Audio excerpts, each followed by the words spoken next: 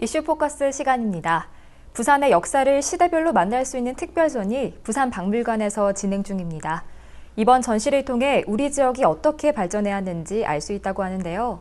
전시를 직접 준비한 학예연구사와 이야기 나눠보겠습니다. 반갑습니다. 네, 안녕하십니까. 네, 안녕하세요.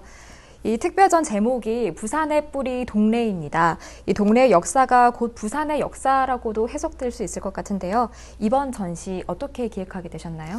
예, 보통 동래라고 하면 이제 현재 지금 부산의 동래구를 보통 떠올리시기 마련입니다. 근데 사실은 그 부산의 명칭이라고 이제 부산이라는 명칭이 사용된 거는 약 한 100년 정도밖에 되지 않았거든요. 사실은 그 동래라고 하는, 그러니까 부산이기 이전에 동래였습니다. 그래서 이 동래라는 명칭이 사용되기 시작한 것이 지금 통일신라 시대부터로 해서 약 1000년이 넘었습니다. 정확하게는 동래군이 역사에 등장하는 시기는 통일신라 시대였던 757년, 경도강 16년이라고 되어 있거든요. 네. 그래서 역시 이 동래의 역사를 알아야 되는 것이 곧 이제 부산의 역사를 아는 것이라고 말씀드릴 수가 있습니다. 그래서 이번 전시 같은 경우는 우리가 살고 있는 그 부산의 삼국시대부터 고려시대까지의 어떤 그 역사와 문화를 이제 전시를 통해서 풀어내려고 했고요. 그 지하철 3호선 배산역에 가시면 이제 배산이라고 하는 산이 있습니다. 네. 배산역 주변에는 이제 연산동 고분군이라든지 배산성이라든지 그 동래 고읍성과 같은 이제 유적들이 분포를 하고 있습니다. 이런 유적들은 아마 삼국시대부터 고려시대까지의 유적들로 현재 판별이 되고 있거든요. 특히 그 수영구 망미동에 현재 그 병무청 자리 중심에 가보시면, 네. 여기는 부산 그 동래 고읍성이 있던 지역이었고, 그 통일신라 시대와 고려시대 때의 부산의 중심지였습니다. 특히 통일신라 시대 때의 어떤 동래군, 그리고 고려시대 때 동래현의 어떤 중심지였거든요.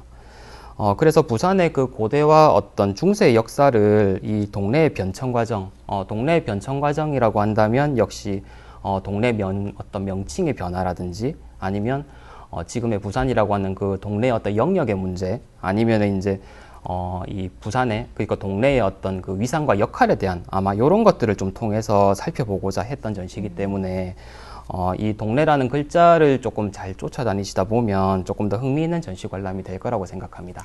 네, 이번 전시에서 부산의 역사를 삼국시대부터 고려시대까지 이렇게 시대별로 만나볼 수 있다고 하셨는데요. 간단히 짚어보자면 삼국시대의 부산은 어땠나요? 많이들 알고 계실 수도 있는데 그 통일신라 시대 때 이 동래군이 되기 전에 어떤 삼국시대의 부산이라고 한다면 역시 그 김해와 더불어서 그 금강가야의 문화가 굉장히 융성했던 지역이었거든요. 네. 그 문화에 대해서는 동래구 복천동 고분군을 그 중심으로 하는 당시의 어떤 유적들을 통해서 살펴볼 수가 있습니다. 그래서 그 당시 수장층의 무덤군이었던 그 동래구 복천동 고분군에서 나온 어떤 쇠갑옷과 철제 무기 그리고 토기들을 중심으로 좀 전시를 구성을 했고요. 여기에 덧붙여서 그 큰 어떤 봉분이 남아있는 연산동 고분군이라든지 그리고 이 동래군에서 최초로 만들어졌던 배산성에서 나온 유물들도 확인해 볼 수 있습니다. 특히 연산동 고분군과 배산성 같은 경우는 최근 몇 년 사이에 저희 박물관에서 이제 발굴 조사를 통해서 네. 어떤 그런 역사적 가치들이 많이 입증되기도 했고 그 부산 역사의 어떤 한 페이지를 장식하는 그런 유적으로 이제 판단이 되고 있거든요. 덧붙여서 말씀드리자면 이 연산동 고분군과 이 배산성이 만들어지면서 그 동래구 복천동 고분군이라고 하는 어떤 이 중심지가 이제 배산 인근 지금의 수영구 망미동이랄까 이제 연산동 주변으로 옮겨가게 됩니다. 그럼 이제 통일신라 시대 부산에는 어떤 변화가 또 있었을까요? 예, 앞서 말씀드렸지만 이제 숭령구 그 망미동 병무청에 가보시면 그 동래 고읍성이 지금 일부 남아 있습니다. 네. 그래서 그 병무청 뒤편에 가보시면 지금 당시의 성벽을 이제 일부 복원을 해놨고요.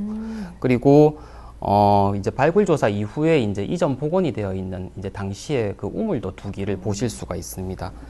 여기가 이제 통일신라 시대와 이제 고려시대, 그러니까 통일신라 시대 때 동래군, 그리고 고려시대 때 동래현의 중심지가 있던 곳입니다.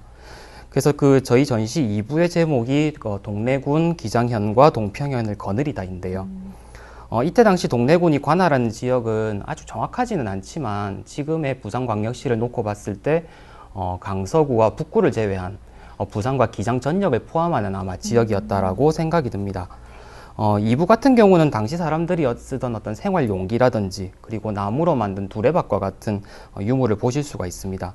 그리고 이제 통일신라 시대 때의 어떤 불교와 화장 문화 그리고 어떤 화려한 어떤 기와의 모습들 이런 것들을 확인하실 수가 있고요.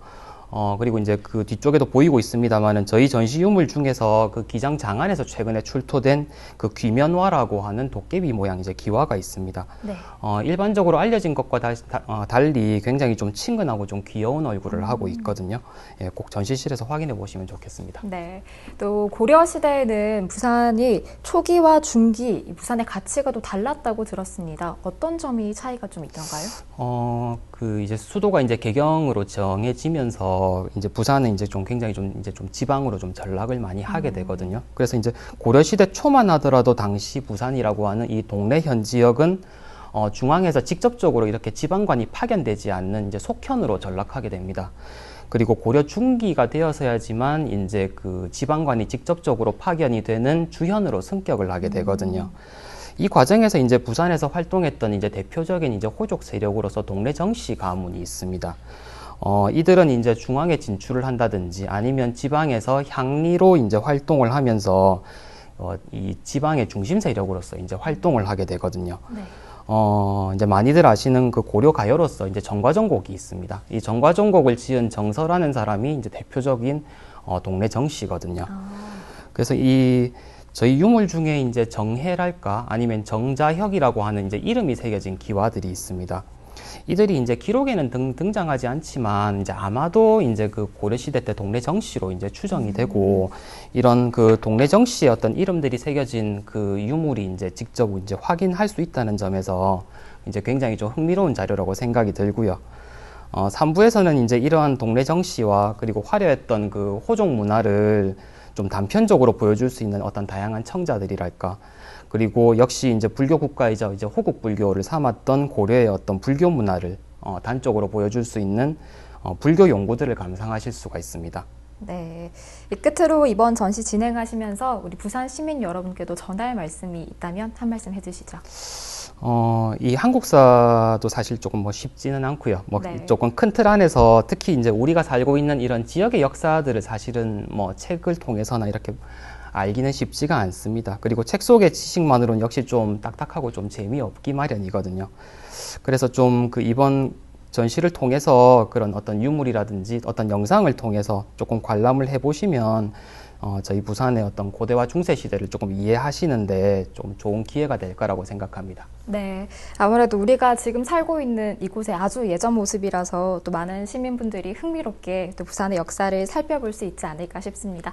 오늘 말씀 여기까지 듣겠습니다. 감사합니다. 네, 고맙습니다.